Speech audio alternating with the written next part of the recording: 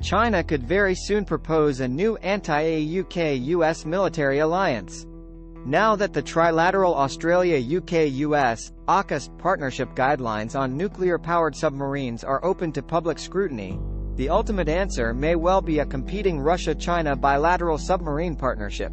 A proposal from China, a sort of anti-AUKUS axis, with Russia exchanging submarine technology for military aid, rejects AUKUS and solves some pressing problems for both countries.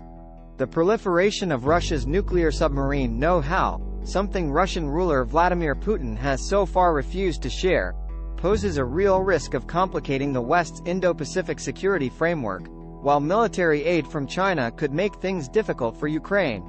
Suppose Iran were also included, completing a rival trilateral, anti-AUKUS partnership. In that case, Russian nuclear submarine technology proliferation could wreak havoc far beyond the Indo-Pacific and into the Middle East and Europe. Preparing an anti-AUKUS axis. The Chinese diplomatic response to AUKUS is more obvious by the day. According to reports, Chinese President Xi Jinping planned to visit Russia and meet with Putin as soon as next week. This news came less than 24 hours after the AUKUS declaration. A trip to Iran is also in the works.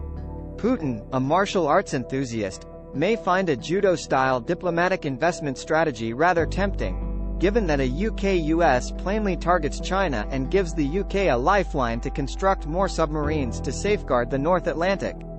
Chinese diplomats and Li Shangfu, China's new pro-Russian defense minister, will be happy to barter for Russian submarine technologies. Li, who the United States has blacklisted for buying sophisticated Russian weapons for China, is well versed in the specifics of Russia's aging military hardware and can determine what Beijing needs. The Chinese Navy is in trouble under the sea as its newest nuclear submarines, the Shang-class attack submarine, Type 093, and Jin-class ballistic missile submarines, Type 094, are noisier than submarines. Russian Akula I and Oscar II class nuclear weapons from the Cold War era. To put China's poor technical performance into perspective, the first Akula entered service in Russia in 1984 and the first Oscar II in 1986. For China, the timing couldn't be better. With China's industrial base poised for rapid submarine construction, injecting new Russian submarine technology is all China needs to kickstart a submarine arms race. In November 2022, the Australian press warned that dry docks at China's nuclear submarine facilities in Huludao, Liaoning Province, show increased activity. New construction ships are prepared. Another dry dock is ready to go. Adding Iran to the Russia-China, no boundaries, bilateral may be a bridge too far, but given that Iran is already aiding Russia's war effort by providing drones and other assistance, Putin and Xi would have even more opportunity to destabilize the current geopolitical order in the Middle East.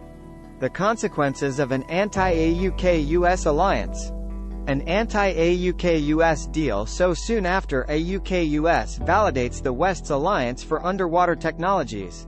AUKUS was created to regulate China's ascent and avert catastrophic Chinese expansion. But a sudden technical alliance between China and Russia complicates matters. If China is faced with a rapid buildup of modern Russian improved nuclear submarines, the Indo-Pacific countries will be hard-pressed to respond.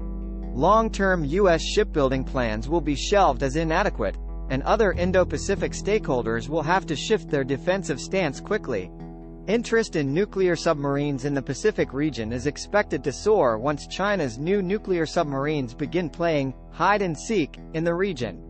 The AUKUS arrangement, flexible enough to maintain technical parity with the reasonably rapid advancement of Chinese submarine technology, would be hard-pressed to keep pace with an explosion of Chinese variations of advanced Russian submarines.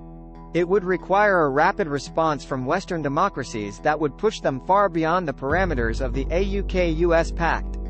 Clearly positioned as the West's first export-oriented standard nuclear submarine, the SSN-AUKUS might attract possible partners from India, Japan, Taiwan, South Korea, Singapore, Canada, and other Pacific democracies. With the massive project being inspired by the F-35 Lightning II, The SSN-AUKUS submarine may end up in many more places than originally predicted in the AUKUS briefings made public. For Russia, transferring nuclear submarine technology to China is a humiliating gamble. Trading the technological jewels in the Russian crown for little more than 122mm and 152mm ammunition and a few Western computer chips catapults Russia into the status of a client state of a resurgent China. But besides natural resources and territory, Russia has little to offer the formidable Chinese president.